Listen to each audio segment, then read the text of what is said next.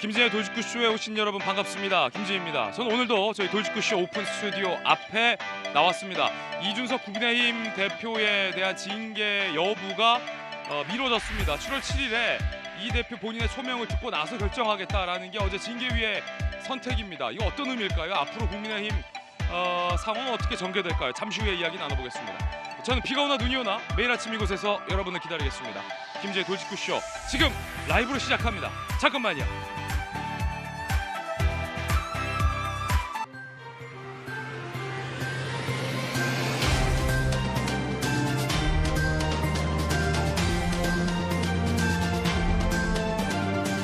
신문 읽어준 남자입니다. 국민의힘의 이준석 대표의 운명 2주 뒤로 연기됐습니다.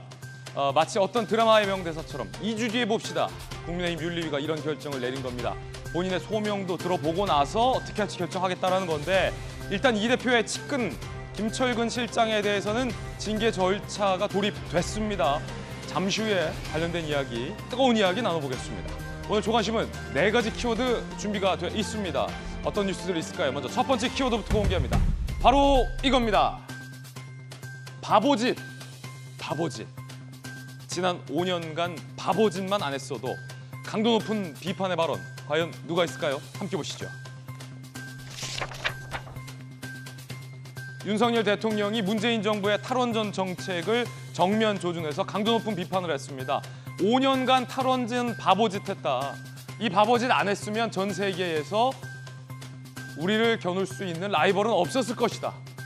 이런 얘기를 했습니다. 원전 세일즈 100방으로 뛰겠다라고 얘기했습니다. 당선 후 2번째 원전 기업을 찾은 겁니다. 잠시 후에 그 장면 직접 보겠습니다.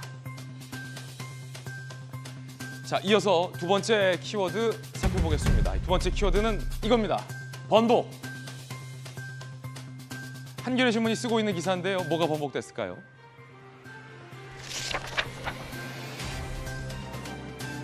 최유의 인사 번복, 치안감 인사가 있었는데 2시간 만에 번복이 됐습니다. 파문입니다. 일각에서는 대통령실의 의중이 반영돼서 번복된 거 아니냐. 대통령실은 우리 건들지 않았다. 조간신문 보도에 따라서 다른데 행안부에서 내려보낸 애초에 인사 버전이 잘못된 버전이었다라는 얘기도 들리고 이례적인 장면입니다. 어떻게 이렇게 된 건지, 정말로 경찰 인사에 대통령실의 입김이 작용한 건지 아닌 건지 잠시 후에 이야기 나눠보겠습니다. 자, 이어서 다음 키워드입니다. 세 번째 키워드는 2주. 한국일보가 쓰고 있는 기사입니다. 2주. 2주 뒤에 봅시다.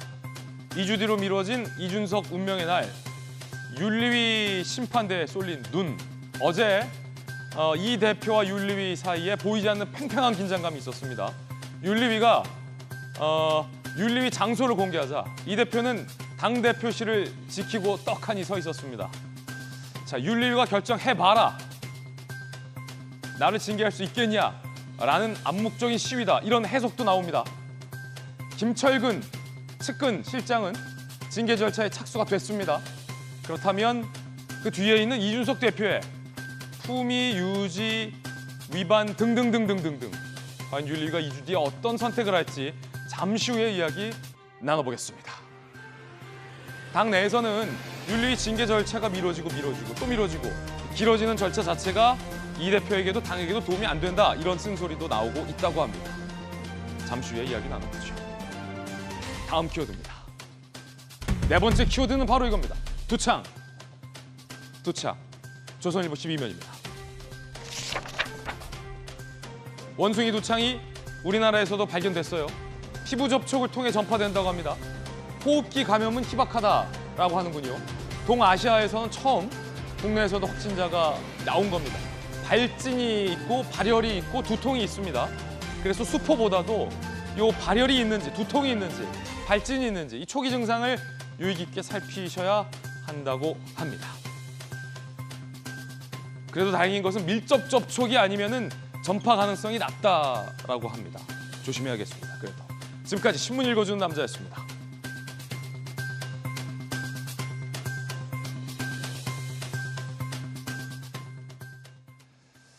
오늘 제 옆에 양당 주자를 대표해서 나오신 분들이 어쩌면 바로 다음 총선을 이끌 여야의 당대표일지도 모릅니다. 유력 당대표 주자 두 분과 함께 하겠습니다. 그리고 전문가들 소개해드리죠. 강력계 형사 출신의 박성배 변호사님, 그리고 국민의힘 차기 당대권 주자로 강하게 꼽히고 있는 김기현 전 원내대표 나오셨습니다. 반갑습니다.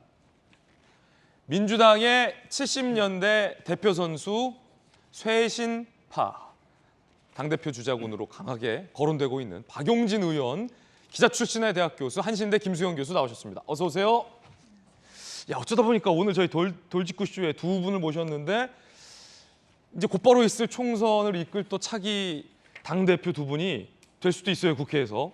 박용진 의원은 대표가 될 것 같은데 저는 아직 잘 모르겠습니다. 아, 겸손한 말씀. 아까 우리 박용진 의원은 자기는 차기라고 그러던데. 어쨌든 두 분 모시고 이야기 나눠보지요. 자, 오늘 많은 이야기 준비되어 있는데 첫 번째 이야기부터 바로 시작하겠습니다. 국민의힘에서 이준석 대표의 운명의 날이 2주 뒤로 연기됐습니다. 그 배경은 뭘까요? 이 대표의 마음은 지금 어떨까요? 그 이야기 지금 시작하죠. 2주 연기된 운명, 이준석 혼란은 ING 현재 진행형이다 이 말이죠.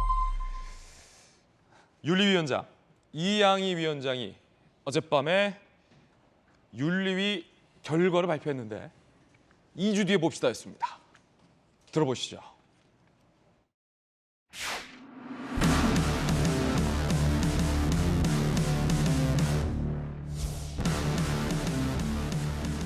좀 3시간이 지났습니다. 소명을 충분히 들었고 현명한 어떤 그 결론을 내리는 데에 지혜를 모아야 할 시간이 남았다고 생각합니다.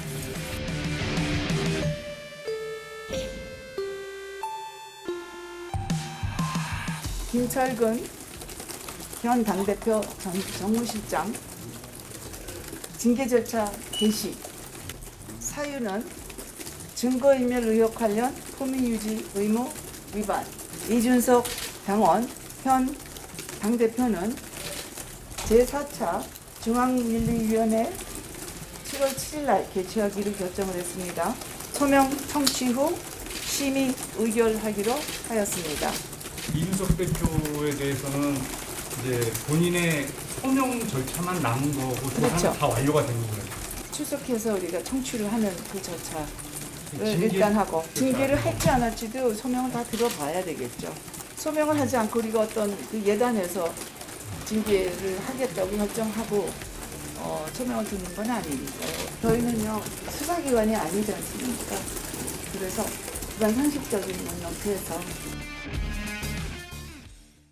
마치 사랑과 전쟁에서 신구 선생님이 했던 대사처럼 2주 뒤에 봅시다 라고 이양희 윤리위원장이 징계 여부를 미룬 겁니다. 무슨 일이 있었던가요?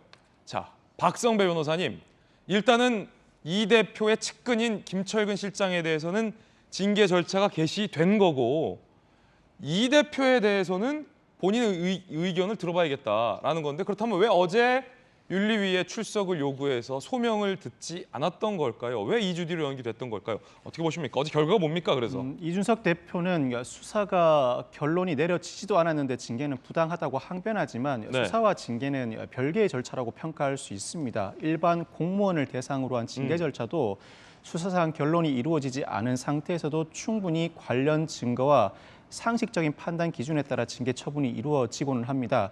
그런데 제가 이 사안을 보면서 다소 의아했던 부분은 이준석 대표의 주장에 따르면 자신은 징계 심의 절차 과정에서 출석하겠다는 의사를 여러 차례 밝혔음에도 불구하고 거부당했다는 것입니다. 아, 윤리위에서 내가 나가겠다 했는데 오지 마시오 했다. 이게 이 대표 주장이에요? 이 대표 주장에 따르면.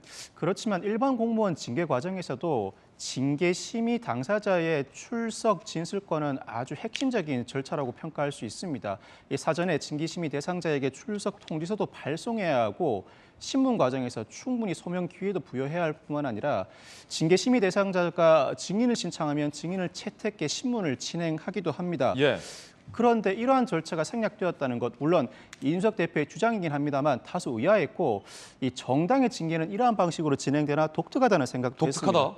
그런데 어제 결론에 따르면 일단은 이준석 대표로부터 2주 뒤 직접 소명을 듣고 판단하겠다. 즉 애초에 윤리위원회는 당사자의 출석과 소명 절차 기회를 부여하고자 했지만 우선적으로 관련자로부터 관련 내용을 전달받고 이후에 당사자로부터 소명을 듣겠다. 애초에 1회의 징계 심의가 아니라 2회 이상의 징계 심의를 예정에 두고 있었던 게 아닌가. 이게 약간 그 뭐 변호사님 계시지만 경찰이나 검찰 수사와 비슷하군요. 그러니까 일단 김철근 실장 측근에 뭐 참고인이든 아니면 핵심자든 불러서 어떻게 된지 좀 얘기를 들어보고 윤리위원들까지 의견을 어느 정도 공감하고 나서 어느 정도 사태를 파악하고서 그 다음에 이제 당사자를 불러서 의견을 물어보겠다.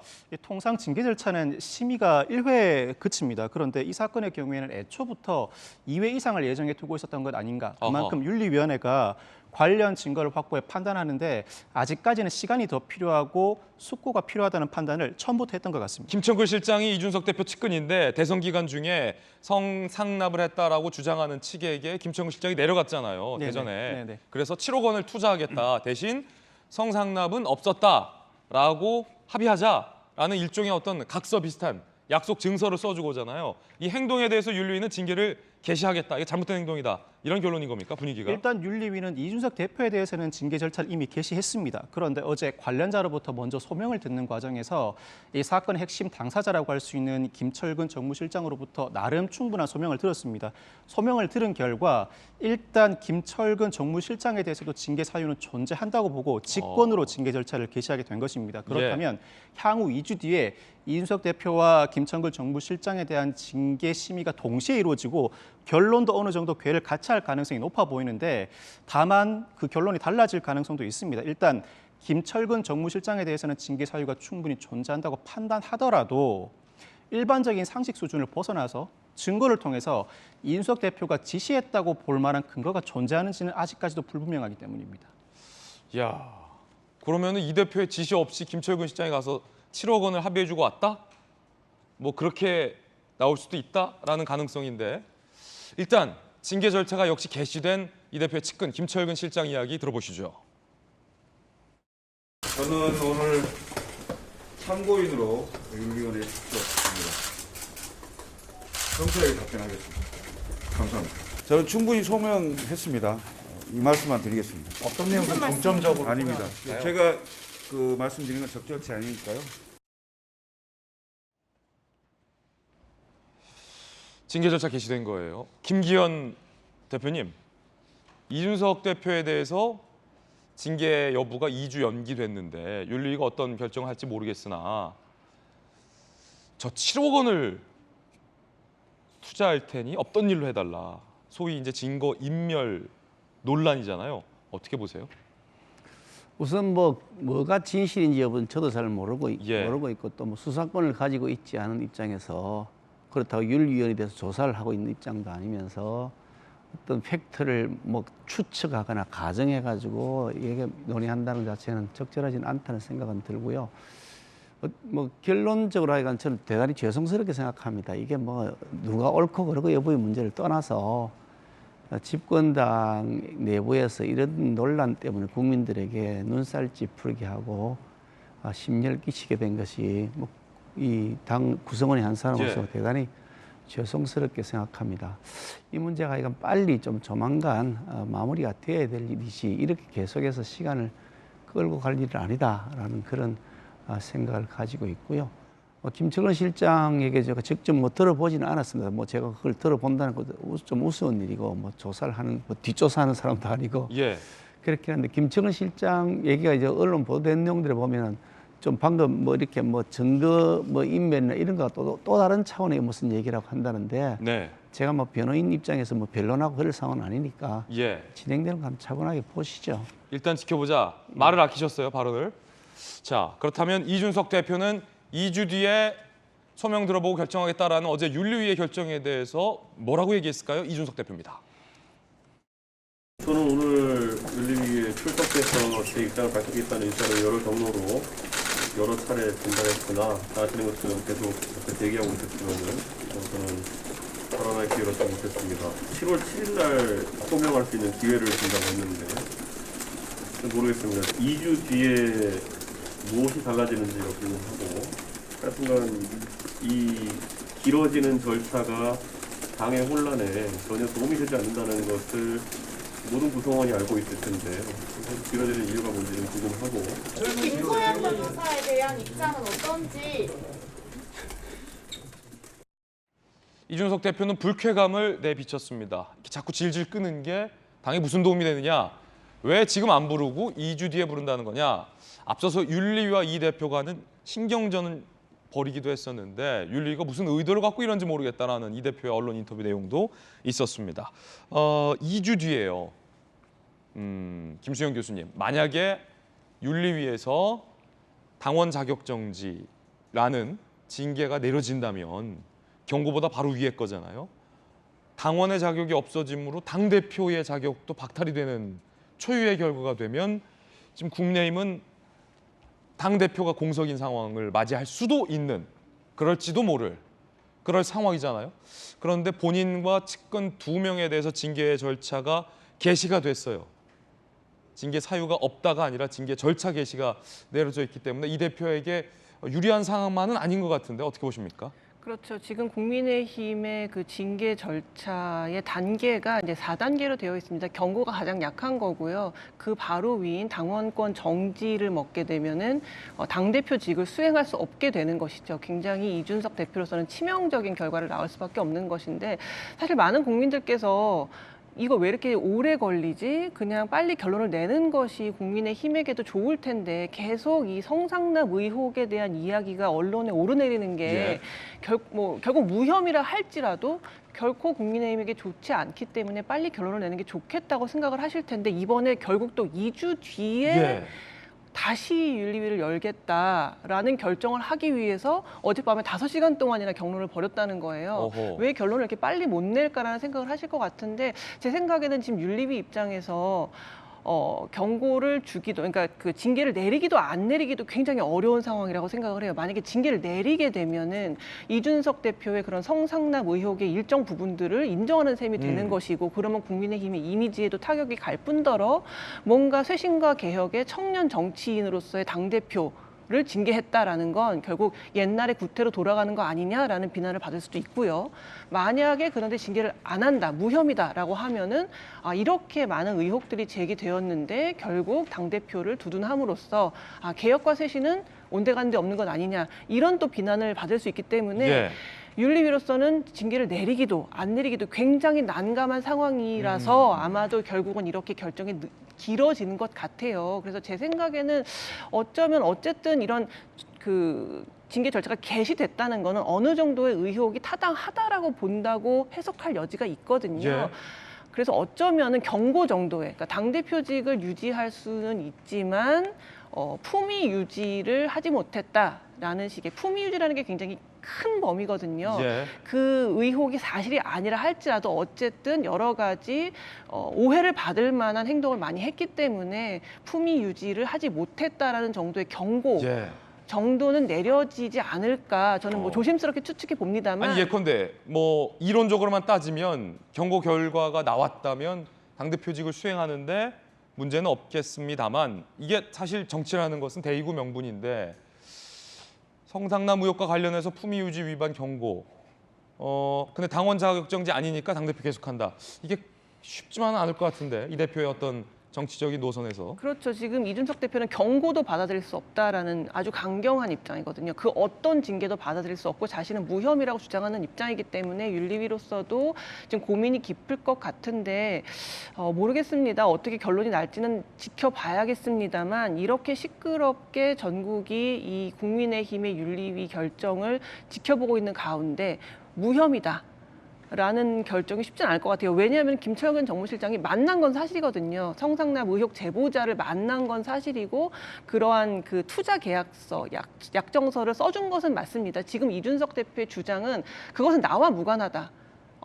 김철근 정무실장이 만나러 간 건 맞지만 그냥 어떤 사정인지를 들어보러 간 것일 뿐이고, 이 투자 약정서도 자기랑은 무관하게 그냥 김철근 정무실장이 써준 것일 뿐이다라고 주장하고 있어서 그 연결고리를 국민의힘이 과연 윤리위가 받아들이느냐, 아니면 그 연결고리가 별로 관계가 없다고 본다면 무혐의도 가능하겠습니다만, 저로서는 제 생각에는 아주 약한 정도의 징계는 내려질 수도 있다라는 추측을 해봅니다.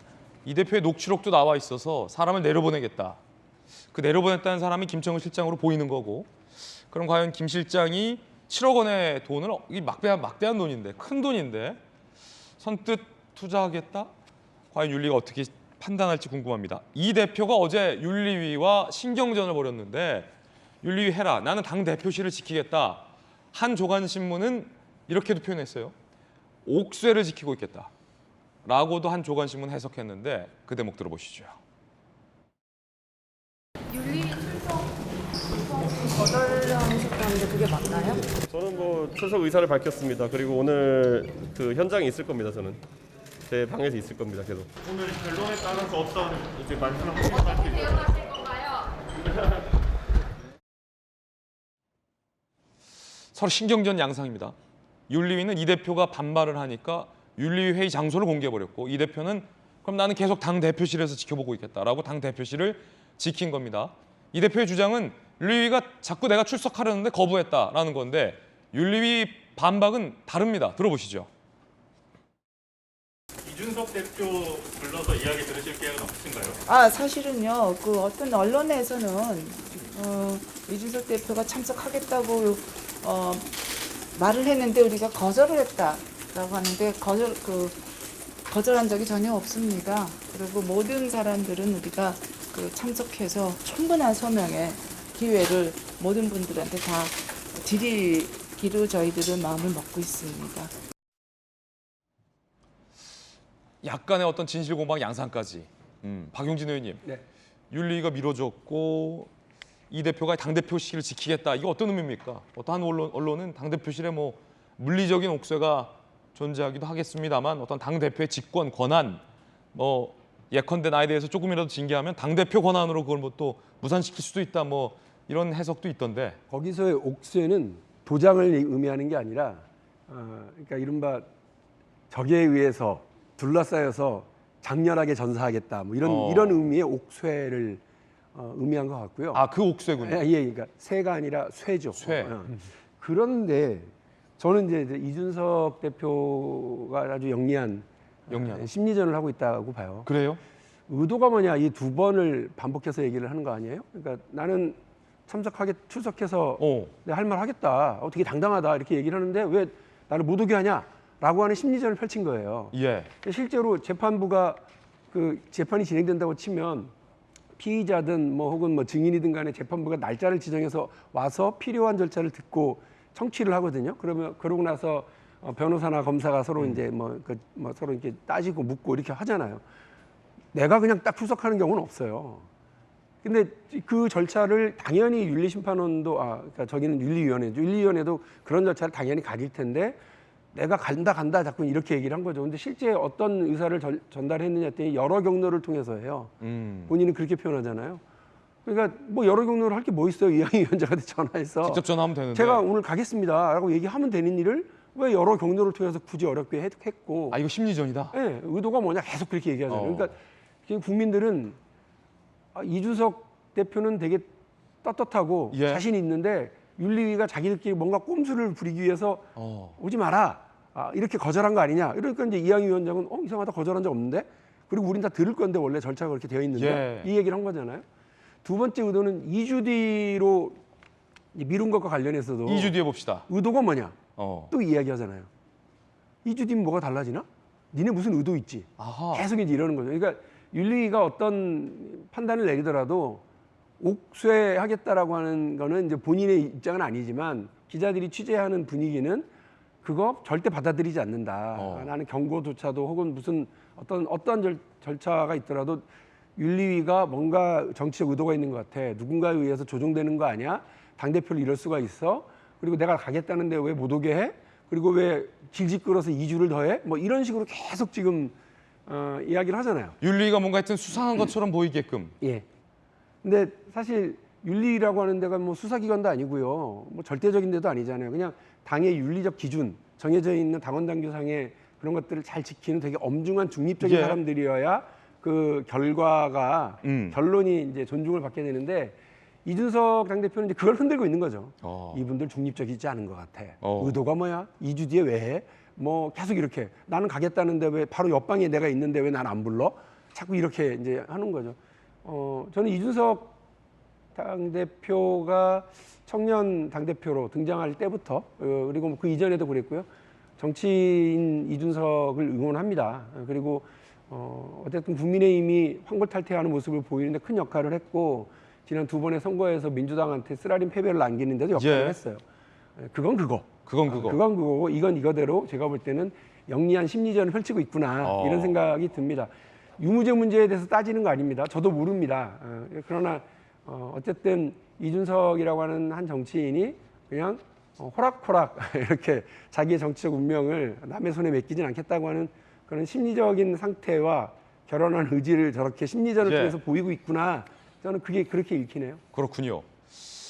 자, 이 심리전이 이제 유효하려면 내가 지금 심리전을 펼치고 있다라는 의도가 소위 적에게 들통나면 안 되는데 이런 표현은 좀 그렇습니다만 적장이 지금 다 읽었다. 다 보이죠. 이런 건데.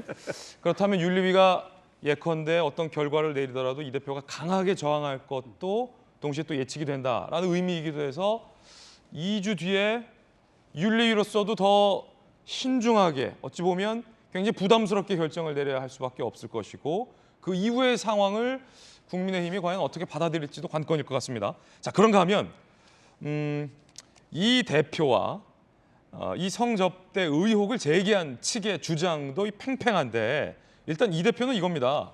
이건 나를 흔들기다. 누군가에 의해서 나를 흔들기다.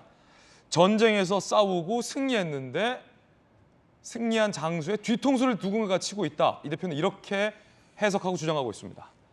다시 전쟁이 있을 거라 생각한다면 전쟁에서 싸웠던 사람에게 뒤통수 치는 건 굉장히 위험하다.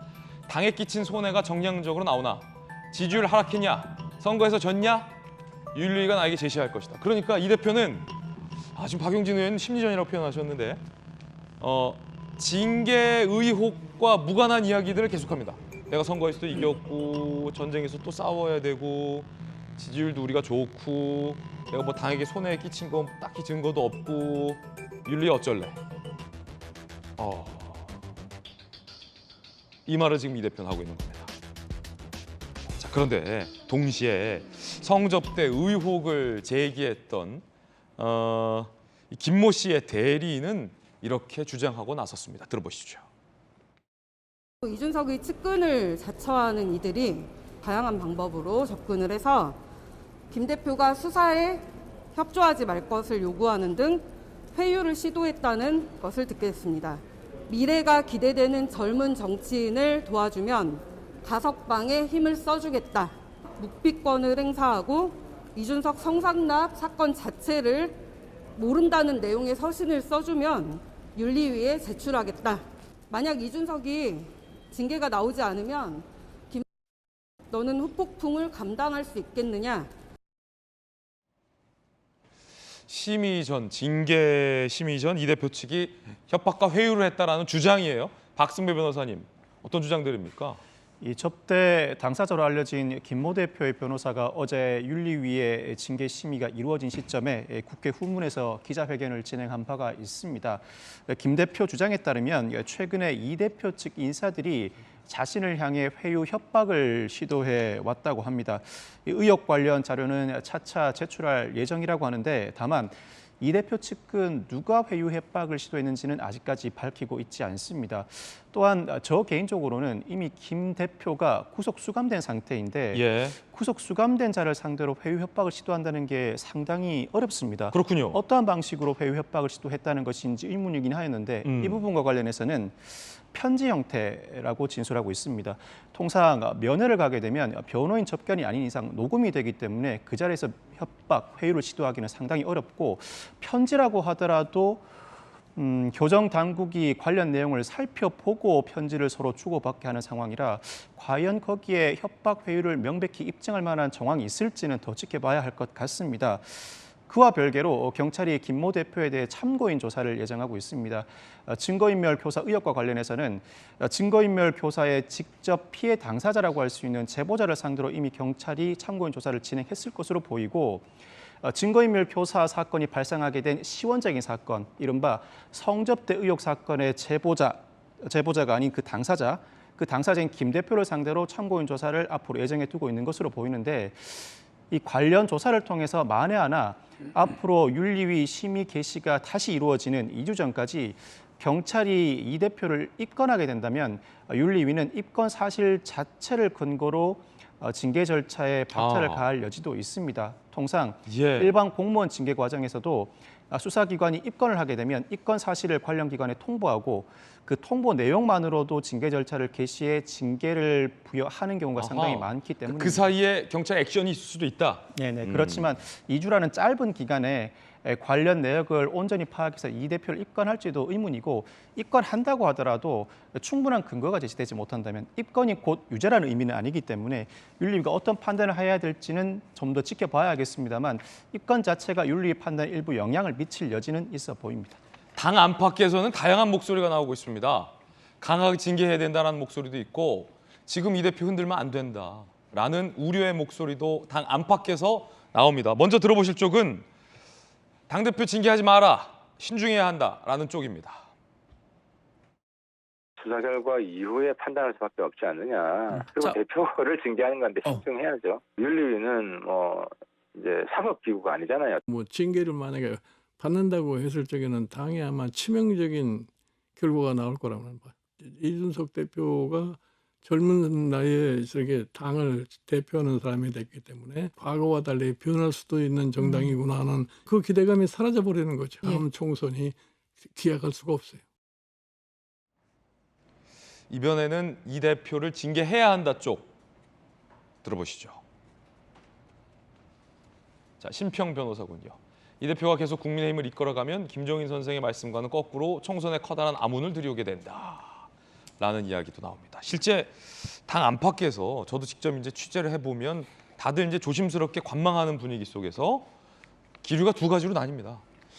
아무런 징계는 안 할 수 없지 않냐 쪽. 징계 여부를 떠나서 지금 이 대표가 내려오면 당내 상황이 크게 흔들린다. 걱정파. 두 가지 기류로 나뉘는 것 같아요. 김기현 대표는 어떠십니까? 사실 이거 이준석 대표에 대해서 호불호가 갈리죠. 저희 당내에서도 이준석 대표를 좋아하는 사람도 있고 싫어하는 사람도 있고 한데 호불호에 따라서 징계하면 된다, 징계하면 안 된다라고 얘기하는 것은 부적절한 것이고 그렇죠. 좋다 나쁘다 대표 안 했으면 좋겠다, 대표 계속해라 이 문제하고는 달라서 이거는 징계를 당신 죄지어서라고 징계를 하는 것인데 내가 싫어하면 증거가 없어도 당신 징계받아야 돼. 내가 좋아하면 증거가 있어도 당신이 징계받으면 안 돼. 이렇게 하는 거나 결부가 되면 안 되는 거죠. 그러니까 호불호의 문제를 가지고서 이걸 징계할지 말지를 결정하는 것은 매우 불합리한 것이고요. 이게 실제로 이제 어떤 팩트이고 그 팩트가 어떻게 입증되는 증거가 있느냐 이렇게 봐야 되는 것이기 때문에 제3자가 그냥 추측에 가정을 더해가지고 이러쿵저러쿵 하는 것은 매우 무책임한 언사들이다 하는 생각을 하고요. 다만 이제 여당의 당 대표고 또 선출한 적법한 대표입니다. 그러니까 여당의 대표에 대해서 법적 책임으로서 징계를 하려 그러면 그에 대해서 확실한 증거가 필요한 것이지 막연한 추측이나 내가 싫어해 저 사람 그만뒀으면 좋겠어라는 심리적 바탕을 갖고 증거로 삼아서는 안 된다. 그래서 신중하게 이 문제를 접근하는 것이 맞다. 그런 말씀을 드리고 싶습니다. 역시 판사 출신. 이 문제는 개인의 이준석 대표라는 개인의 문제이기도 하고요.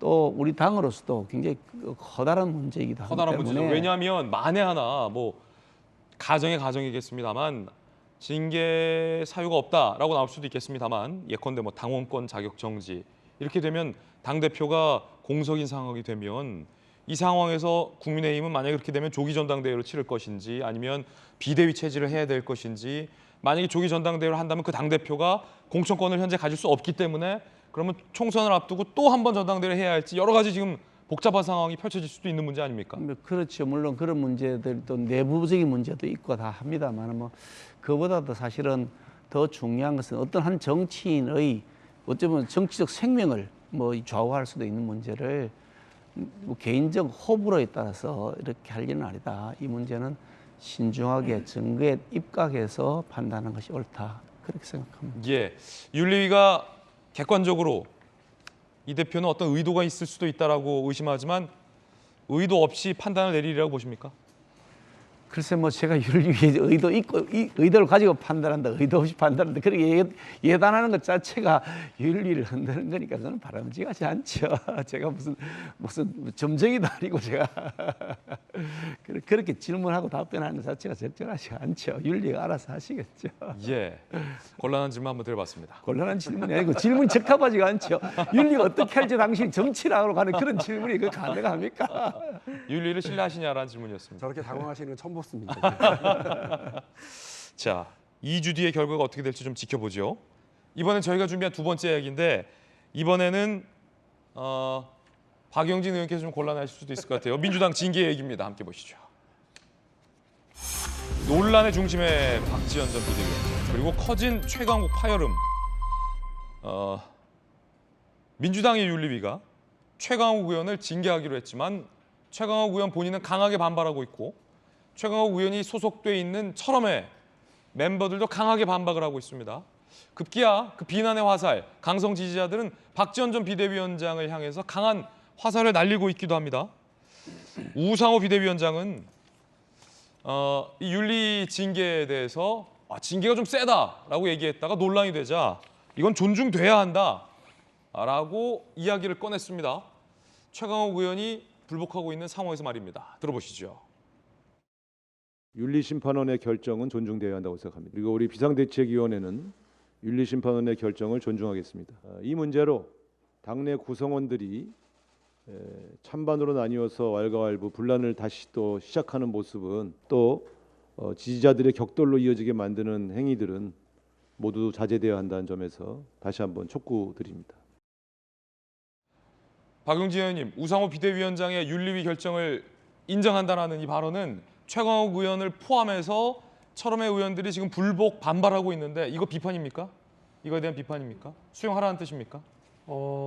윤리심판원은 아마 그 국민의힘도 그러겠습니다만 저희 민주당도 완전히 독립적인 기구입니다. 그래서 구성이 되고 나서 운영과 혹은 또 어떤 절차를 어떻게 결론을 내리는지에 대해서 당대표를 비롯한 누구에게도 보고하고 하지를 않습니다. 예. 그래서 그 6개월의 그 자격정지가 내려졌을 때 이제 유상호 비대위원장이 좀 센데 이렇게 얘기했던 것도 보고를 받지 못했다고 하는 걸 전제로 말씀을 그렇게 하신 거고요. 그리고 지금 저 얘기는 공식 보고를 받고 이렇게 하기로 했다라고 하는 결과 보고를 받고 나서 예. 이거는 독립적으로 이루어진 거고 그래서 우리가 다 존중해야 되는 절차와 과정이다. 그러니 그에 대해서 왈가왈부하지 마라라고 흔들지 하는 마라. 아주 그냥 원칙적인 얘기예요. 근데 여기서 이제 중요한 건 뭐냐면 이제 당사자인 징계를 받은 당사자인 최강욱 의원은 본인의 권리입니다. 그러니까 재심을 청구할 수도 있고요. 다시 한번 논의해달라고 할 수도 있고 난 이거 억울하다고 얘기할 수 있습니다. 본인의 그거는 이제 권리니까 그대로 또 어떤 절차가 있으니까 하면 됩니다. 그러나 이제 다른 분들이 이것과 관련해서 이야기를 자꾸 얻는 거 그냥 존중한다라고 하면 될 텐데 자꾸 이제 이렇게 저렇게 너무 약하다거나 뭐 아니면 억울하다거나 이렇게 얻는 거에 대해서는 당대표로서는 비대위원장으로서는 탐탁치 않다. 이거는 분명한 것 같고요. 예를 들어 최강욱 의원을 손흥민에 비유하면서 중요한 경기 월드컵을 앞두고 어떻게 손흥민을 빼냐라며 윤리 징계 결과를 비판하는 모 의원의 발언 같은 건 부적절하다는 뜻이군요. 평가를 할 수야 있겠죠. 그러나 뭐 손흥민급인지는 좀 두고 봐야 될 문제고 여의도의 손흥민을 자처하는 저로서는 그게 무슨 말인가 잘 모르겠더라고요. 중요한 건 우리 국민들이 제일 싫어하시는 게 뭐냐면 내 식구 감싸기예요. 예. 그러니까 내 편한테는 한없이 이렇게 따뜻하게 대하고 다른 사람한테는 차갑게 대하는 그런 태도 이거를 뭐 전문용어로 내로남불이라고 하죠. 근데 그렇게 해서는 안 되는 거 아니겠습니까? 나한테 가을서리처럼 대하고 또 다른 사람들에게는 오히려 그 상대에게는 봄바람처럼 춘풍추상이라고 하는 말이 그래서 있는 거 아니겠습니까? 그렇게 대하기를 국민들께서는 바라고 계신데 오히려 내 식구 감싸는데 바빠서 우리 편에 내 식구에게 불리한 일이 벌어지거나 혹은 불리한 판단이 나오면 그것이 법원 판단이랄지라도 수용 못하겠다. 이건 적폐 판사의 뭐다 이런 식으로 얘기하는 거 국민들이 별로 탐탁하게 생각하지 않으십니다. 인정해야 된다. 예, 그래서 저는 최강욱 의원이 뭐 재심을 청구하는 건 본인의 권리입니다. 예, 그것과 관련해서는 왈가왈부하지 않겠습니다. 다만 이 윤리심판원의 판단을 두고 유불리를 따져서 나에게 친한 사람이고 혹은 우리 같은 소속 모임의 의원이라서 이거는 못 받아들이겠다라고 얘기하는 건 적절치 않은 것 같습니다. 박용진 의원의 철험회를 향한 강한 돌직구 발언, 비판의 발언 들어봤습니다. 철험회에서는 횃불을 들자라며 강하게 지금 반발하고 있는 상황입니다. 최강욱 의원은 아시다시피 불복했고 재심을 하겠다는 거고 박지원 전 비대위원장 입장은 뭘까요? 함께 보시죠. 최강욱 강하게 징계해야 된다라고 했던 박지원 전 비대위원장. 민주당이 진실을 외면하고 광기 어린 팬덤의 포로가 돼 깊은 수렁에 빠져들고 있다. 굉장히 강도 높은 비판의 연속이죠. 폭력적 팬덤, 철험회의 좌표 부대. 아예 그냥 딱딱 박지원 전 비대위원장은 이게 문제다 주장을 합니다. 폭력적 팬덤, 좌표 찍고 우르르 폭탄 던지는 좌표 부대, 철험회 의원들, 최강욱 의원이 한없이 부끄럽다. 강도 높은 비판을 했는데 김수영 교수님, 박지원 전 비대위원장이 짤짤이 의혹에 대해서 최 의원을 징계해야 된다라고 선거 전부터 계속 얘기했는데 결국 안 받아들여졌잖아요. 그렇죠. 그래서 당초 박지원 비대위원장을 비대위원장 자리에 앉힐 때 얼마나 이 사람의 의견에 힘을 실어줄 거냐라는 것에 대해서 많은 회의적인 시선이 있었는데 민주당이 박지원 위원장의 그러한 이야기, 징계를 해야 된다, 당장. 이걸 그냥 묵살함으로써 결국 힘을 실어주지 않는구나라는 것이 사실로 드러났죠. 그러니까 박지원 위원장이 맨 처음에 왜 민주당이 영입되었었는지를 한번 생각해 봐야 될 것 같아요. 기억하시겠지만 대선 과정에서 이제 국민의힘에서 여러 가지 젠더 갈라치기도 있었고 굉장히 여성에 대한 모욕적인 언사들이 있었잖아요. 민주당은 그에 반해서 우리 여성들의 목소리를 대변하고 성평등을 지향한다. 어떤 그런 상징적인 모습들을 보여주기 위해서 박지원이라는 굉장히 젊은 여성을 비대위원장이라는 아주 중요한 자리에 앉힌 것인데 결국 그래서 그 박지원 비대위원장이 이런 성희롱 의혹에 대해서 목소리를 높였죠. 이건 문제고 징계해야 되고 징계 절차를 착수해야 된다고 얘기했지만 지금 지방선거가 훨씬 더 중요한데 지금 이 성희롱 징계가 뭐가 중요하냐는 식으로 묵살됐단 말이에요. 그래서 이제 지방선거에서 참패를 하고 이제서야 이제 징계 결과가 나왔죠. 예. 6개월의 당원 정지라는 굉장히 어떻게 보면은 꽤나 강도 있는 그 징계라고 할 수 있는데 이거에 대해서 이제는 다시 박지원 위원장을 막 공격하는 거예요. 정말 민주당에 도움이 안 되고 민주당에 정말 나쁘다 이런 식으로. 김남국, 고민정 의원 등등이 박지원 전 비대위원장에 대해 비판했죠. 그렇죠. 그러니까 뭐 팬덤 정치에 의존하고 있다고 오히려 역공을 했죠. 김남국 의원 같은 경우에는 본인이 사실 어떻게 보면 지금 팬덤에 굉장히 기댄 주장들을 하고 있는 것으로 저는 보고 있는데 박지원 위원장이 오히려 팬덤에 기대고 있다라는 식으로 이제 굉장히 공격을 했는데 이렇게 되면 민주당이 당초에 지향했던 가치, 성평등, 성희롱 같은 것들을 굉장히 강하게 제재하고 성평등을 이루겠다 그런 목적에서 박지원 위원장을 영입했던 이러한 취지는 온데간데 없고 최강욱 의원을 이렇게 비판하고 철험회를 비판하는 것 자체가 민주당에 해가 된다는 식으로 막 박지원 위원장을 공격하는 거예요. 이것은 결국 민주당이 왜 박지원을 영입했나. 결국 이미지만 소비하려고 영입했던 거 아니냐. 사실 실제로 관행을 보면 성평등하고는 아예 거리가 멀고 성희롱 같은 것들에 대해서도 이런 식으로 반응을 하고 있는데 민주당이 지향했던 그런 성평등의 가치는 그냥 이미지 소비일 뿐이었다라는 비판에서 자유로울 수 없다고 저는 생각이 듭니다. 예. 철험회 의원과 철험회의 좌표 부대 최강욱 의원이 모두 부끄럽다. 박지원 전 비대위원장은 이렇게 강하게 비판했는데 그 철험회 김남국 의원은 연일 박지원 전 비대위원장을 비판했습니다. 팬덤에 취해서 막춤을 추고 있는 게 오히려 박지원이다. 김남국 의원의 이 같은 주장인데 이거 어떤 뜻일까요?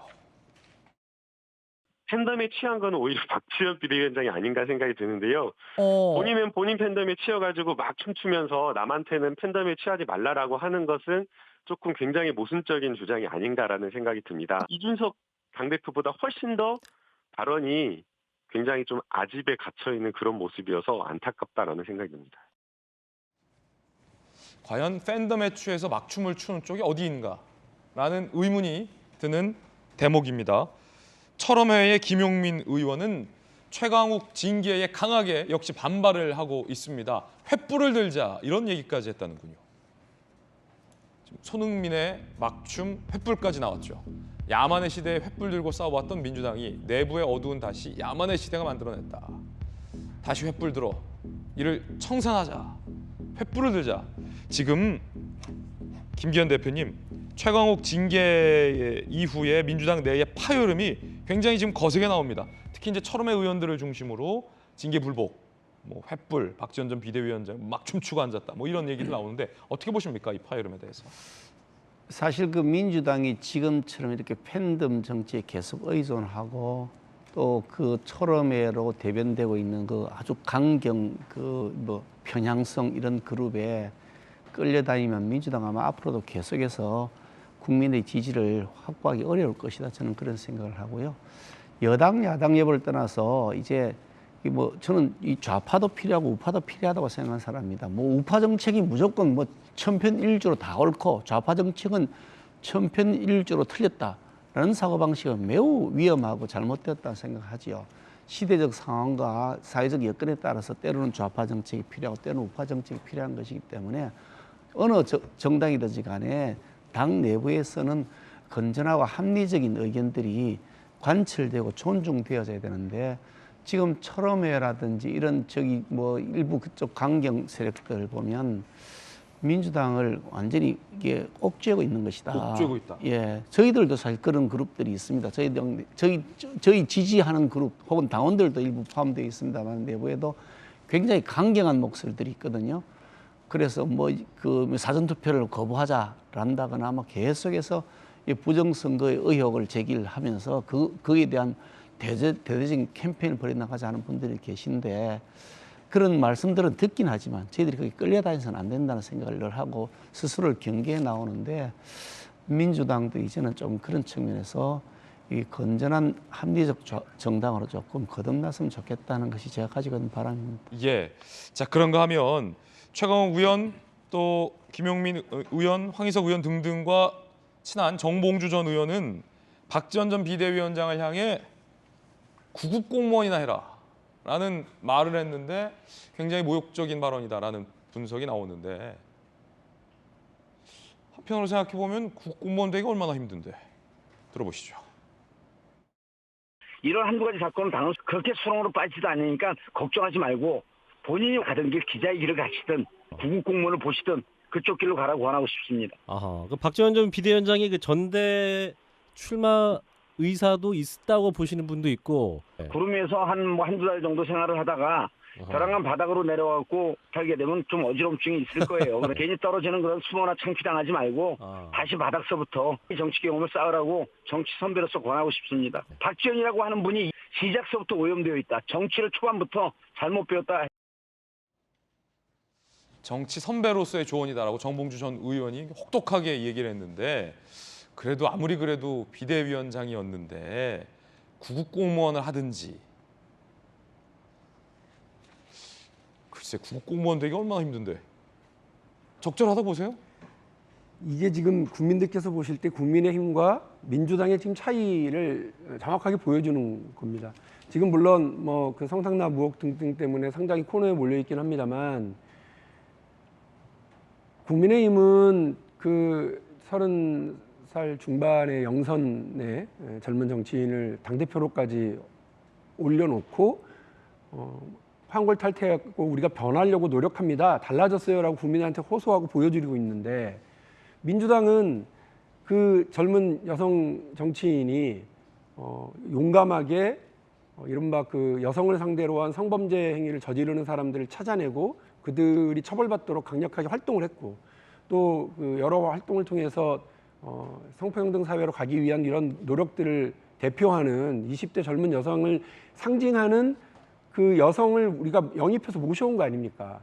그 용감하게 얘기하라. 그리고 그 20대 여성의 눈으로 민주당을 평가하고 민주당을 이끌어달라고 해서 그 자리에 모셨는데 그 요구에 맞게 자기의 이야기를 한 거예요. 지금도 역시 본인이 맡았던 소임과 관련돼서 계속해서 이야기를 한 거고요. 근데 저렇게 조리돌림을 하고 사람을 모욕 주고 이러면 국민들이 아 그래 여기 국민의힘과 민주당은 이런 차이가 있어 정확하게 보시는 거죠. 구급 공무원이나 하라. 이거 어떤 뜻입니까?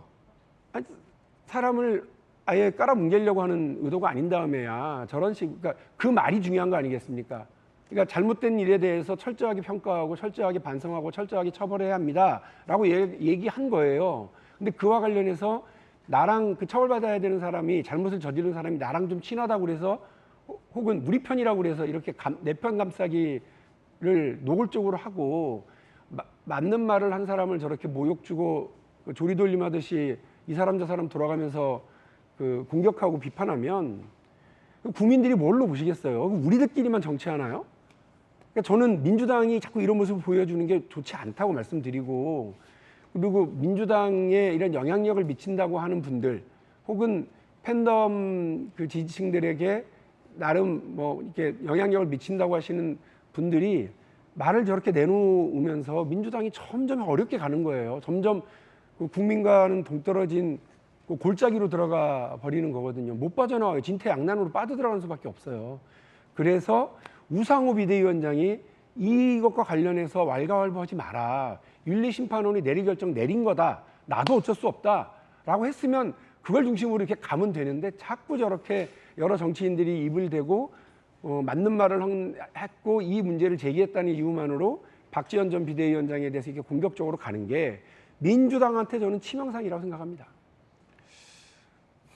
일각에서는 정봉주 의원이 구급 공무원의 길을 가든지 기자나 하든지라고 해서 정치 선배가 길을 제안해 준 거다라고 해석하는 분도 있던데 어떤 게 정확한 겁니까? 그 의미가 구급 공무원의 길도 있으니까 이걸 하라라고 조언한 겁니까? 아니면 말은 그렇게 안 했으나 구급 공무원이나 하던가라고 폄하를 한 겁니까? 의도가 뭡니까? 그 앞에 저는 방금 처음 봤는데 한두 달 정도 구름 위에 이렇게 표현하는 것 자체가 이제 나이가 좀 젊다고 저렇게 하는 것 아닌가 싶기도 하고요. 폄하다. 이건 폄하의 의도다. 정치 경험이 없는데 그런 걸 자꾸 이렇게 하냐 하는 식으로 말씀하시는 것 같은데요. 아니 피해 선거권을 18세로 낮추고 더 낮추자고 얘기한 민주당 아닙니까? 아니 나이 어린 사람들한테 저렇게 대하실 거면 뭐 하려고 그걸 낮춰요? 40 넘기기 전에는 국회의원도 출마하지 못하도록 막아야죠. 그런 법안을 내셔야죠. 그렇게 나이 어린 사람들이 정치하는 거에 대해서 못마땅히 하실 거면. 예.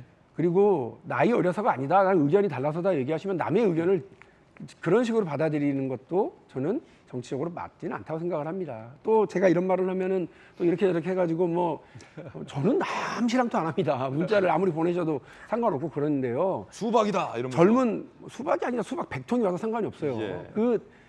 젊은 정치인들이 뭔가를 하려고 그럴 때 내 생각하고 안 맞을 때 그 사람들 기죽이고 젊은 정치인들이 뭘 하려고 그럴 때 잘 모르니까 가만히 있어라고 얘기하는 거 우리 정치의 미래를 갉아먹는 행위예요. 저는 누구도 그렇게 얘기해서는 안 된다고 생각합니다. 예. 조리돌림하지 말라. 굉장히 강도 높은 비판의 발언 박용진 의원이 돌직구 날렸습니다. 그런가 하면 한 시민단체가 박지원 전 비대위원장을 고발하기까지 했습니다. 최강욱 의원에 대한 징계에 대한 파열음이 이렇게나 크군요. 박지원 전 비대위원장이 최강욱 의원을 징계한 것도 아닌데 사법정의 바로 세우기 시민행동, 허위 사실을 유포했다, 최강욱 도덕성에 타격을 줬다, 사회적 평판과 명예를 훼손했다. 박지원 전 비대가 일방적 주장을 근거로 중징계받게 만들었다라며 박지원 전 비대위원장을 명예훼손과 무고 혐의로 고발을 했습니다. 박성미 변호사님, 이게 성립이 됩니까? 고발 요지를 살펴보면 허위 사실을 유포해 명예를 훼손하였고 일방적 주장을 근거로 중징계를 받게 만들었다는 것입니다. 허위 사실을 유포해 명예를 훼손하였다. 박 전 위원장은 사건 당시 동석한 이들의 진술을 토대로 즉 나름의 근거를 가지고 문제 제기를 하였을 뿐만 아니라 명예훼손이 성립하기 위해서는 단순히 허위 사실을 유포하였다는 점에서 더 나아가서 명예훼손의 의도가 있어야 합니다. 그렇지만 딱히 명예훼손의 의도가 엿보이는 대목은 없어 보입니다. 또한 무고죄가 성립하려면 그럼에도 불구하고 징계 처분이 이루어지지 않았어야 하는데 이미 징계가 이루어진 상황이죠. 그렇다면 무고죄 성립 가능성도 더더욱 낮아 보입니다. 그와 별개로 최강욱 의원은 재심을 신청해 둔 상태입니다. 이에 따라서 60일 내 윤리심판원이 다시 판단 절차를 거쳐야 하는데 최강욱 의원은 사실관계를 전제로 하더라도 기본적으로 징계가 지나치게 무겁다는 인식을 강하게 가지고 있는 것 같습니다. 다툰다면 중징계에 대해서 다투는 와중에 사실관계와 법리 부분도 아울러 다투는 것으로 보이는데 사실관계라면 짤짤이 발언 자체가 그 사실 그대로다는 주장을 그대로 유지할 뿐만 아니라 여성 보좌관들에게 그 발언을 직접 하지 않았으므로 성희롱에 해당하기 어렵다는 취지의 주장을 할 가능성도 있어 보입니다. 아울러 법리상으로도 성희롱은 형사처벌 대상이 아니다. 물론 성인을 대상으로 온라인상 성희롱은 형사처벌 대상이 될 여지도 있지만 발언의 직접 상대방인 남성 의원이 자신은 성적 굴욕감을 느끼지 않았다고 진술하고 있으므로 형사처벌 대상이 될 수 없는데 형사처벌 대상도 되지 않은 사안을 두고 6개월의 당원 자격 정지는 지나치게 과중하다는 주장을 하지 않을까 싶은 생각이 듭니다. 예. 자, 두 번째 이야기 여야 각각 다뤄봤고요. 이번엔 저희가 준비한 세 번째 이야기인데 해경 청장이 고개 숙였습니다. 해경 스스로 앞서 발표했었던 2년 전에 발표했었던 단정적인 월북 발표가 잘못됐다라고 해경이 인정을 한 겁니다. 그 세 번째 뜨거운 이야기 지금 시작합니다. 고개 숙인 해경 청장, 유족은 문 전 대통령의 사과를 거부했습니다. 사과는 안 했습니다만 지금 상황에서 사과한다 해도 의미가 없다. 뭐 이런 표현이겠죠. 해경 청장의 대국민 사과부터 한번 들어보시죠.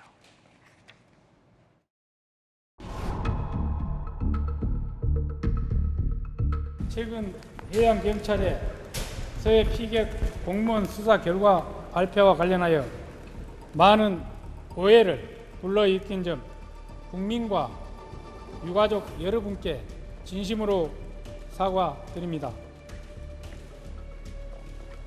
수사상 필요한 SI 정보를 요청하였으나 국방부 측이 자료를 제공하지 않아서 사실상 월북 관련 혐의를 입증할 증거를 확보하지 못하였습니다. 깊은 책임을 통감합니다. 결과적으로 해경 청장의 이야기에 따르면 국방부에서 SI를 제공하지 못했고 첩보 내용도 보지 못하고 2년 전에 월북으로 규정했다는 겁니다. 김기현 대표님, 그 말입니까? 맞습니까? 그 발표 내용은 이제 그런 내용이고 또 실제로 보도된 내용들을 보면 초창기에는 월북에 대해서 뭐 단정적으로 표현한 적도 없고 월북을 단정할 수 있는 증거가 명확하지도 않았음에도 불구하고 그 청와대 쪽인지 뭐 위에서 상부에서 지시가 내려갔다는 거 아닙니까? 월북에 의심을 두고 조사를 해라. 뭐 장관이 그랬다든가 뭐 그런 얘기가 있던데요. 그러니까 이게 월북으로 몰고 가라고 하는 사실상의 지시가 떨어진 것이라고 보이죠. 그러다 보니까 무리하게 월북을 단정하는 일들을 했는데 월북을 단정하기에는 매우 석연치 않고 오히려 월북하지 않았다고 볼 증거들이 더 많이 있는데도 불구하고 그걸 월북으로 단정지어서 했다. 이것은 월북 몰이를 통해 가지고 무언가 정치적 이익을 노린 것이다. 왜냐하면 그 당시에 그 문재인 대통령이 유엔 총회에서 그 종전선언을 하겠다는 연설이 예정되어 있었습니다. 바로 그 시점에 이것이 일어났기 때문에 종전선언을 해가지고 뭔가 하여간 종전평화쇼를 한번 벌여야 되는데 북한하고 심기를 건드려 싸우면 이거 안 된다. 그러니 그 사람이 죽든 말든 상관없이 일단 월북이라고 몰아세운 다음에 우리 종전선언 시원을 하고 나중에 문제는 알아서 수습하자. 이랬을 것 아닌가 하는 그런 추측을 강하게 불러일으키는 거죠. 그래서 그분에 대한 진실이 필요하다는 것이고 진실 규명이 필요하다는 것이고 또 하나 문제는 이런 건데요. 이 사건이 발생한 것이 9월 21일 날 오전 11시 30분쯤에 실종되었다고 하는 건데 이분이 나중에 돌아가신 것이 한 33시간 후에 돌아가셨다 이렇게 되어 있거든요. 그래서 33시간이 시간이 있었을 뿐더러 대통령에게 서면으로 최초 상황을 보고했다는 것이 그 실종 다음 날 오후 6시 36분인데 이분 이때로부터 계산하더라도 3시간의 시간이 남아 있었던 겁니다. 이분이 생명이 여전히 생존해 계셨던 거죠. 그렇다 그러면 이게 대통령의 서면으로 그냥 보고할 사안이냐. 국민의 생명이 경각에 달렸는데 그렇다면 당연히 직접 보고를 하고 대통령이 그에 대해서 어떤 조치를 하고 북한 측에 연락을 해서 우리 이 국민이 그쪽으로 지금 넘어가 있는 것 같은데 그에 대한 생명 안전 조치를 취해달라. 우리에게 다시 송환해달라라고 하도록 했었어야 되는데 대통령이 그에 대한 지시를 했다는 증거가 하나도 없습니다. 아무것도 안 한 것 같아 보여요.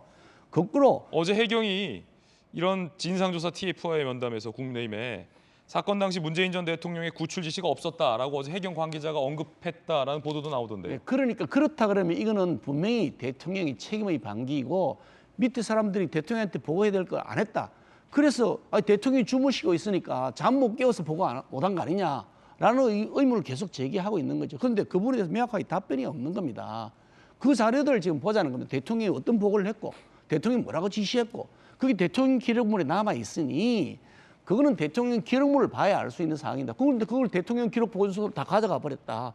그러니까 그걸 내서 보자. 대통령이 제대로 직무를 수행했느냐, 국민의 생명을 지키기 위한 노력을 했느냐. 지금 뉴스 속보 들어왔는데 대표님, 대통령 기록관 측에서 사회 피살 공무원 기록물은 공개 불가하다라고 입장을 밝혔군요. 그리고 법원이 정보 공개에서 유족이 승소한 정보도 문재인 정부가 기록물로 지정을 해놨다. 그래서 대통령 기록관 측에서는 공개를 하지 못하겠다. 유족 측은 지금 굉장히 지금 반발하고 있다는 뉴스 속보 나왔습니다. 그러니까 이제 더더욱 문제가 법원에서 공개하라고 판결을 했잖아요. 그거는 각각 국가 보안 사항이라거나 이건 기밀 사항이기 때문에 안 된다고 당연히 그 문재인 정부 측에서는 항변을 했을 텐데도 불구하고 판사가 봤을 때는 그거는 적절하지 않다. 이런 법에 대해서는 공개해야 된다라고 결정을 했단 말이지 1심 판결에. 그런데 그걸 항소해놓고 판결이 효력이 발생하지 않으니까 확정 판결이 아니니까 서류를 들고 가서 숨겨버리고 이제 못 내놓겠다라고 하고 있으니 그러니까 더더욱 의심이 된다. 대통령이 도대체 무슨 일을 했느냐. 직무유기한 것이다. 결국 국민의 생명을 담보로 넘겨버리고 종전선언을 시효하는 데만 골몰한 것 아니냐. 이런 지적을 하지 않을 수가 없는 거죠. 자, 국민의힘의 김기현 대표, 원내대표를 포함해서 국민의힘에서는 윗선에서의 외압 내지 은폐, 왜곡이 의도가 있었다라고 강하게 의심을 하고 있습니다. 국민의힘 김기현 전 원내대표 측의 입장 들어봤습니다. 해경의 청장의 사과 보면 박용진 의원님, 그러면 해경 청장의 이른바 실토에 따르면 그때 당시 잘 알지도 못하면서 월북으로 발표했다는 얘기밖에 안 돼요. 국방부가 월북으로 판단된다라고 입장을 냈고 해경 자체적으로 확인한 정보에 따라 월북으로 판단했다. 하지만 막상 국방부에 있는 SI 첩보들을 우리가 요청했지만 안 보여줬다. 그래서 뭐가 근거인지 모른다. 이거 아닙니까? 웃긴 거죠. 그러니까 아니 뭐 알지도 못하면서 월북으로 결론을 내립니까? 저는 해경도 국방부도 다 웃기다고 생각합니다. 달라진 건 없어요. 특별한 증거나 뭐 또 다른 자료가 드러나거나 이런 것도 없습니다. 증언이 새로 생긴 것도 아닙니다. 북의 태도가 바뀐 것도 아닙니다. 정권만 바뀌었어요. 정권 바뀌니까 정권 입맛 따라서 이 불행한 사태에 대한 결론이 달라져요? 정말 웃긴 거죠. 저는 사실은 우리 김기현 전 원내대표께서 문재인 정부에 대해서 흥분하실 게 아니라 이런 국가기관에 대해서 흥분하셔야죠, 먼저. 여당이시니까. 아니, 어떻게 이럴 수가 있어요? 이제 우리 국민들의 안보, 우리 국가의 안보 문제, 안전 문제에 대해서 해경하고 국방부 믿을 수 있겠어요? 정권 바뀌면 또 달라질 건데? 저는 이렇게 얘기하는 거 아니라고 생각합니다. 그리고 국민의힘은 전제가 있어요. 이 지난번에도 서해 NLL 포기 선언, 노무현 대통령이 김정일 만나서 그런 얘기 했다. 말도 안 되는 얘기 막 해놓고서는 나중에 보니까 아무것도 아니잖아요. 그때도 나중에 그 윤상현 의원이 그거 앞장서서 공격하던 양반이 나중에 일 다 끝나고 나서 사과하더라고요. 사과 인터뷰를 따로 했더만요. 그럼 되겠습니까?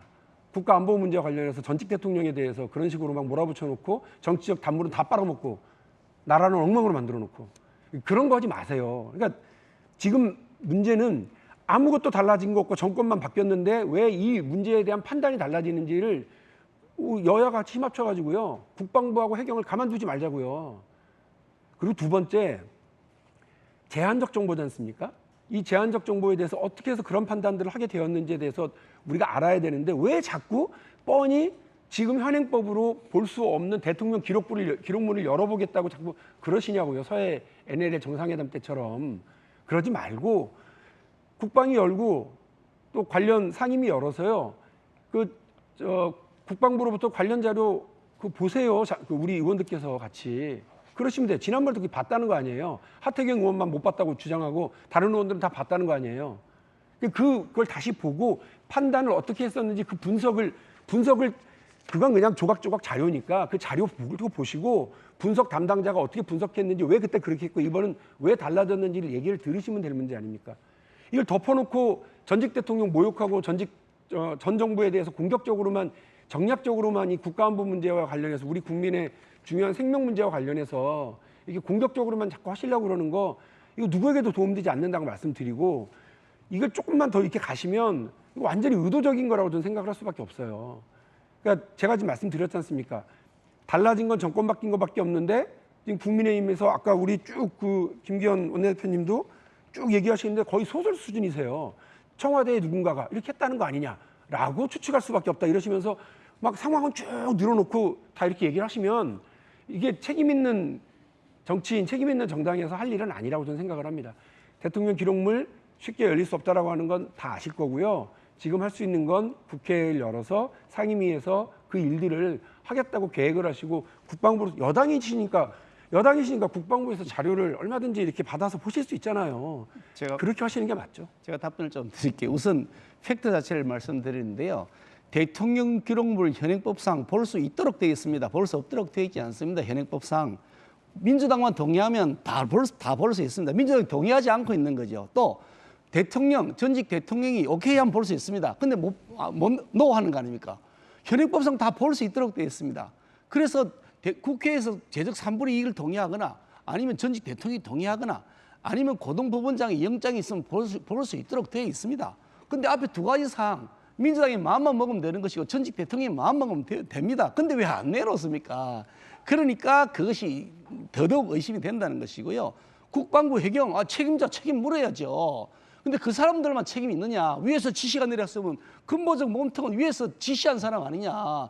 그 책임의 근본적 몸통을 우리가 확인하자는 거죠. 또 마지막으로 하나 말씀드려요. 내가 추측을 말씀드린 천만의 말씀입니다. 저는 팩트를 말씀드립니다. 9월 22일 날 실종된 다음 날 오후 6시 36분에 최초 상황을 대통령에게 서면으로 보고했다. 이게 정부의 발표입니다. 그리고 대통령이 직접 그에 대해 지시를 했다는 자료는 단 하나도 없습니다. 이것도 객관적 팩트입니다. 이분이 다 돌아가시고 나서 그때 사무소 회의를 개최해서 보고했다는 겁니다. 대통령이 아무 조치를 안 한 것이 명확한 거죠. 팩트입니다. 왜 대통령이 아무 조치도 안 했느냐. 그걸 따져보자는 것인데 무슨 추측은 왜 추측입니까? 제가 추측이라고 말씀드렸던 건 앞에 쭉 얘기하신 청와대 혹은 장관이 그랬다더라라고 얘기하시면서 맨 마지막에 이런 추측을 할 수밖에 없다고 얘기하시는 그 대목을 말씀드리고요. 뭘 보겠다고 하는 거죠?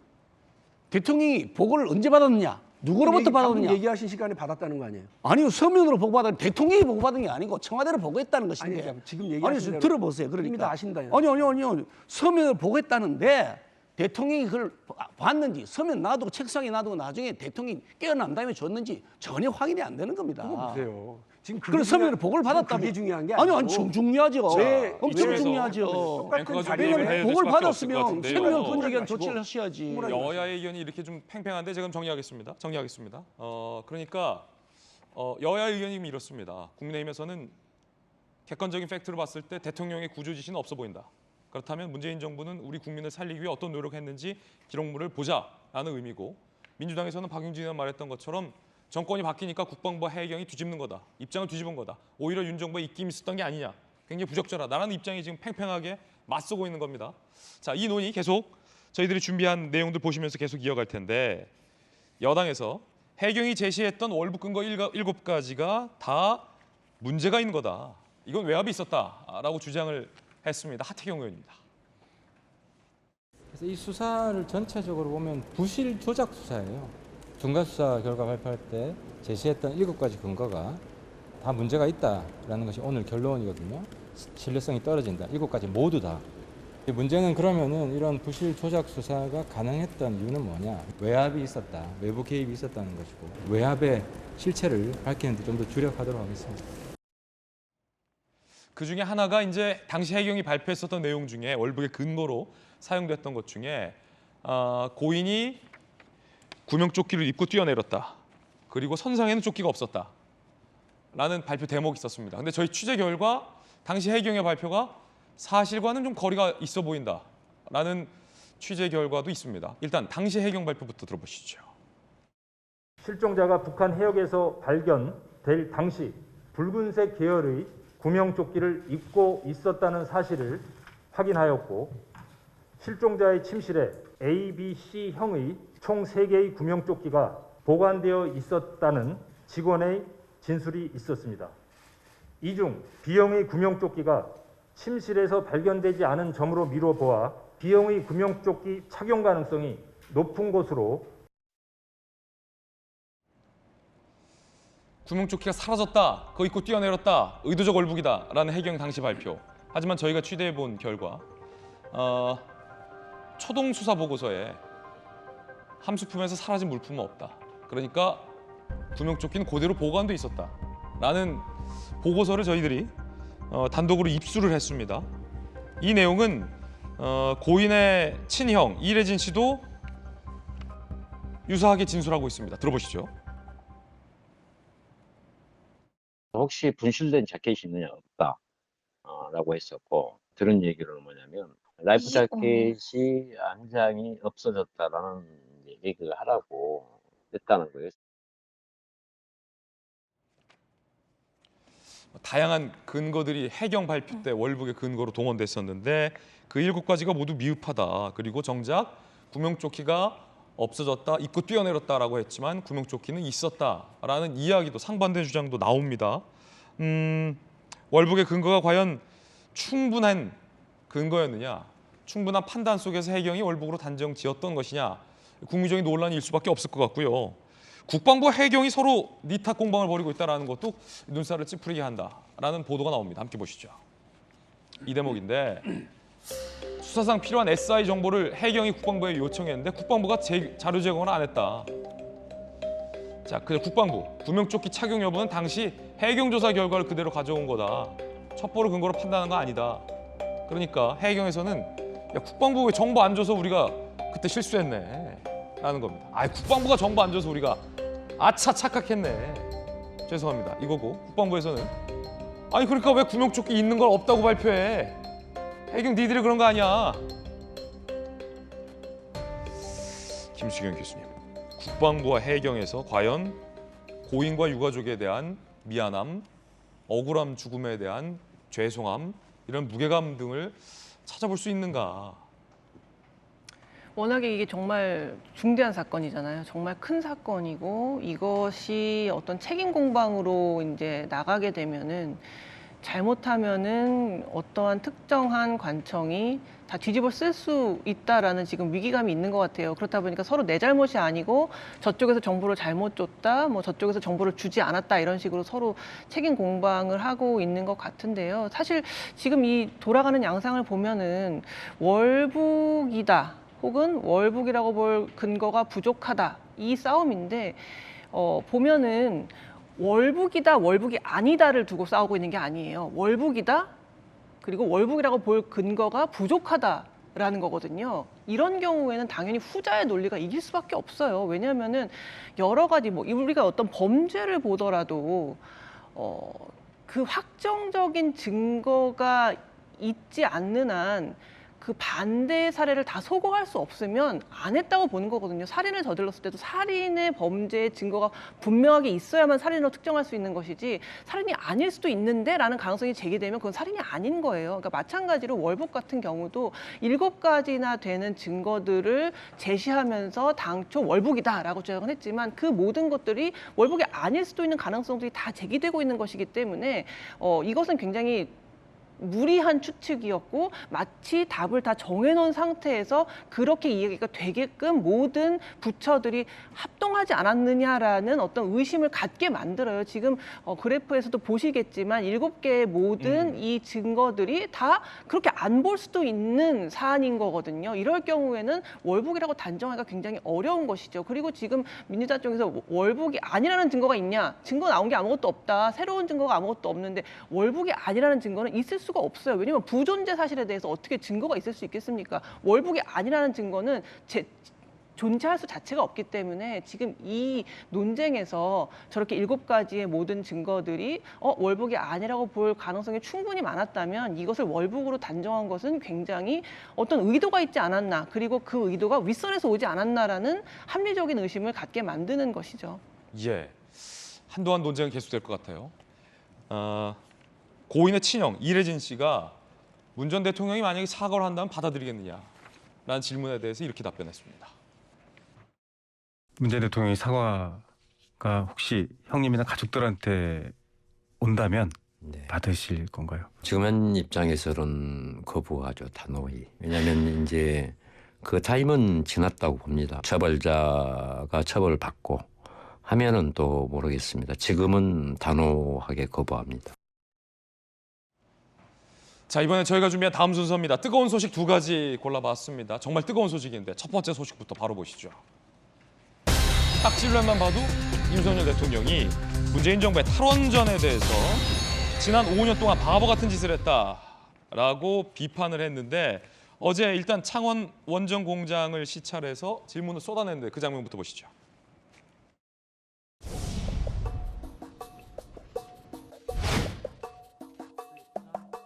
과거에 예비 발주를 받아갖고 지금 뭐 수천억 원어치 진행을 했다면서요. 공정이 몇 프로나 진행됐어요. 그러다가 언제부터 스톱이 된 거지? 거기 투입된 비용이 어느 정도예요? 발전소가 취소가 되면 그때 4,900억 정도가. 그럼 정부 상대로 그거는 받아내야 되겠다. 아니, 만약에 이제 뭐 끝까지 계속 탈원전을 해가지고 이거를 궁극적으로 취소를 시키면 한 4,900억 정도가 지금 피해가 납니다. 이거 다시 한번 지금 보시면 원전 오가 없는 거예요. 증기 발생기를 두 개가 있습니다. 이거는 냉각 펌프는 요거는 뭐예요? 73, 72.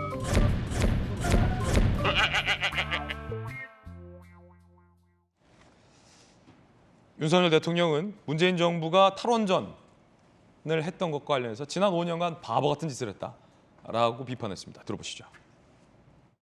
더 키워나가야 될 이 원전 산업이 지금 수년간 어려움에 직면해 있어서 매우 안타깝고 지금이라도 바로 잡아야 할 것입니다.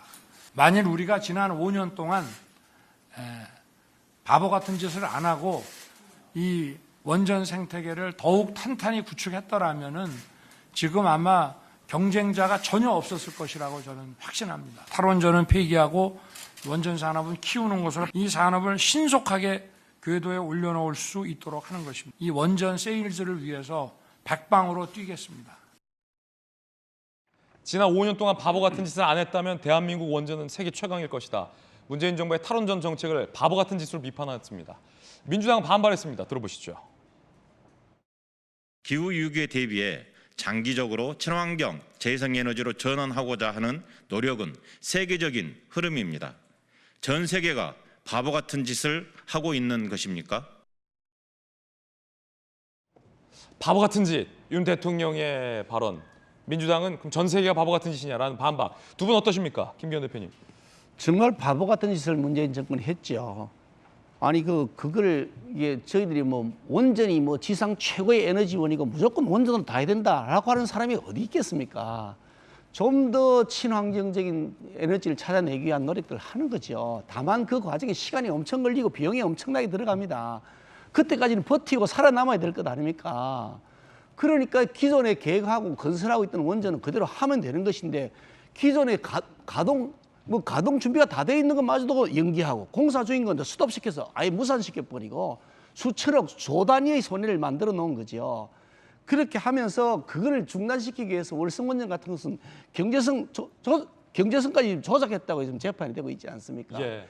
이런 일들을 벌이면서 바보짓을 해서 지금 전 세계는 다시 독일 같은 경우도 이제 원전을 다시 돌려야 된다고 지금 그러고 있는 건데 그러면 이 시점에 우리가 원전 기술을 정상적으로 해왔으면 세계 최고의 기술을 갖고 있을 텐데 왜 이런 좋은 시장을 놓치게 되느냐. 바보 같은 짓을 해도 정말 바보 같은 짓을 했죠. 정말이라고 더 못했어요. 정말 바보 같은 정말 바보 같은 짓을 정말 바보 같은 짓이다. 예, 제 기사 하나 읽어드릴게요. 6월 16일 기사입니다. 유럽연합 EU의 텍소노미에서 원전과 가스 발전이 빠진 게 될 가능성이 있다는 거예요. 이제 바보들이 짓을 EU 전체가 지금 합니다. 우리 대통령 말씀대로면. 그러니까 유럽연합에서 이 텍소노미 구성에서요, 그 친환경의 그 지속적인 경제 발전을 될 수 있는 에너지원을 구성하는 게 이 EU 텍소노미 아니겠어요? 근데 이게 들어갈 때도 있고 안 들어갈 때도 있는데 원전이 빠지는 문제가 상당히 논란입니다. 지금도 이것이 논란이 좀 지속되고 있고 유럽 의회에서는 빼자가 더 셉니다. 이제 우리 김기현 대표님은 대통령이 저렇게 얘기했으니까 더 세게 정말 바보치다로 얘기를 하실 수밖에 없겠지만 다시 말씀드릴게요. 전혀. EU가 유럽연합이 바보짓을 하는 것이 아니고요. 중요한 건 원전이 지속 가능하냐 안 하냐에 대한 과학적, 정치적 판단들이 서로 다 다릅니다. 이거를 두고 원전 관련해서 전문가도 아니시고 에너지 관련해서 하나도 모르시는 대통령이 저렇게 단정적으로 얘기하는 건 그저 정치적으로 이렇게 전 정권을 공격하려고 하는 되게 낮은 수밖에 안 보여요. 고민을 하셔야죠. 어떻게 해서 우리가 친환경적이고 지속 발전 가능한지, 어떻게 해서 알리백을 완성해 나갈 건지, 이런 것들을 고민하시고 답을 주셔야죠. 그게 대통령이 할 일이지 전 정권 공격하고 야당 공격하는 일은 아닙니다. 민주당은 정말 반성할 때 반성을 못하는 것 같은데, 문재인 대통령이 얼마나 전문성이 있었으면 그걸 중단하라고 했을까. 정말 황당한 것이고요. 이유 좀 전에 알겠습니다. 말씀하셨는데, 이유도 집행부 쪽에서는 이걸 포함시키려는 겁니다. 이게 신재생 에너지 쪽으로, 친환경 쪽으로요. 일부 EU 소위에서 그 부분에 또 다른 논란들이 있습니다. 알겠습니다. 그런데 그쪽에서도 이거는 이제 원전을 포함시켜야 되는 의견이 계속 강해지고 있는 겁니다. 자, 이번엔 두 번째 뜨거운 소식도 살펴보겠습니다. 경찰 인사에 무슨 일이 있었을까? 그것도 치안감 인사가 번복되는 일이 있었다고 합니다. 그날 밤에 무슨 일이 있었던 걸까요? 함께 보시죠. 박성배 변호사님, 치안감 인사가 번복됐어요? 네. 그제 행안부가 먼저 경찰에 인사 초안을 주면서 대통령실과 협의해 결재를 올릴 준비를 하라고 합니다. 그러자 경찰청이 치안감 28명의 인사를 발표하지만 이후에 행안부가 잘못된 내용이 발표됐다면서 인사 최종안을 전달하고 경찰이 7명의 보직 인사를 바꿔서 다시 발표합니다. 그 이후에야 윤 대통령이 결재를 하게 되는데, 경찰청은 실무진 실수로 인사안이 발표되었지만 행안부가 최종안을 다시 전달해와 재공지하게 되었다고 해명했고, 행안부 장관은 경찰청이 대통령 결재 전에 자체적으로 먼저 공지에 사달이 나게 되었다고 입장을 밝혔습니다. 이 치안감 인사는 경찰청장이 추천하고 행안부 장관이 제청하고 대통령이 임명하는 절차를 밟게 되는데 비공식 절차이긴 하지만 사전에 조율 협의 과정을 거치게 됩니다. 여러 안을 두고 논의를 하다가 대통령실이 컨펌을 하게 되면 이후에 앞서 말씀드린 추천, 제청, 임용의 공식 절차를 밟게 되는데, 그동안 관행으로 이루어졌던 이러한 절차, 경찰은 최종 안으로 판단하고 경찰청의 공식적인 입장을 밝혀주고 경찰청은 그 내용을 언론에 보도하게 된 것입니다. 그렇군요. 예, 그렇지만 대통령 입장에서는 인사권자이기 때문에 최종적으로 그 결론을 바꿀 여지는 있습니다. 결국 행안부가 너무 성급하게 초안을 넘겼고 경찰은 그냥 관행대로 발표해버린, 그래서 사단이 난 건데, 윤 대통령이 오늘 도어 스태핑 출근길에 이렇게 강하게 반박했습니다. 치안감 인사가 2차례 발표가 됐잖아요. 네. 혹시 관련해서는 보고를 받으셨습니까? 언론에서 뭐 무슨 번복이 됐다는 그 기사를 보고 어떻게 되는지 알아봤더니 참 어이가 없는 일이 벌어졌습니다. 경찰에서 행안부로 그 자체적으로 추천한 인사를 그냥 고지를 해버린 거예요. 그건 말이 안 되는 얘기고, 어떻게 보면 국기문란일 수도 있고, 인사권자는 대통령입니다. 그리고 아직 대통령 재가도 나지 않고 행안부에서 또 검토해서 대통령에게 의견도 내지 않은 상태에서 그러한 인사가 밖으로 유출이 되고, 이것을 또 언론에다가 마치 인사가 번복된 것처럼 이렇게 나간다는 자체는 아주 중대한 국기문란 아니면은 이거는 어이없는, 공무원으로서 할 수 없는 그런 과오라고 볼 수 있습니다. 그래서 저는 참 어떻게 보면 황당한 이런 상황을 보고, 또 언론에서는 마치 무슨 치안감 인사가 번복됐다고 하는데, 그 뭐 번복된 그 적도 없고, 저는 행안부에서 나름대로 검토를 해가지고 그 올라온 대로 재가를 했습니다. 대통령의 발언이었습니다. 경찰을 향한 강도 높은 비판의 발언까지 들어봤습니다. 저희들은 6초 광고 보고 돌아오겠습니다. 잠시 후에 뵙죠.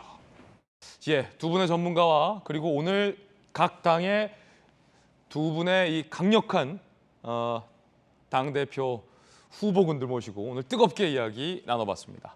저희들은 내일 아침 8시 50분에 더욱더 풍성한 소식 들고 인사드리겠습니다. 오늘 하루는 분명 어제보다 나을 겁니다.